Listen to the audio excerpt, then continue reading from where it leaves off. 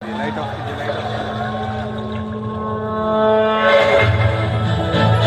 Of जनीयं प्रसन्नाजनीयं प्रभातत्यकायं प्रकीर्तिप्रदायं भजेवायं भजेवानगात्रं भजेवं पवित्रम् అది రామాయణ మహాయుద్ధం భీకరంగా సాగుతున్న తరుణం శ్రీరామచంద్రుని సారథ్యంలో వానర సైన్యంతో విజృంభిస్తూ లక్ష్మణస్వామి తనతో పోరాటం చేస్తున్న రావణుడి కుమారుడు ఇంద్రజిత్ తలని బాణంతో ఒక్క వేటుతో వేరు చేశాడు.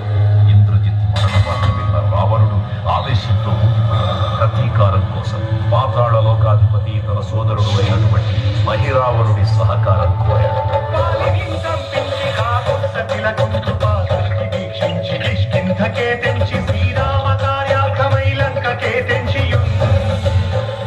ఆజీ మకరధ్వజుడు అనే తన పుత్రుడు మహాసముద్రాన్ని దాటుతుండగా నీటిలో పడ్డ వేదవిందు ఒక మొసలి గ్రహించడం వల్ల జన్మించాడని తెలుసుకుని ఆశ్చర్యపోతాడు హనుమంతుడు.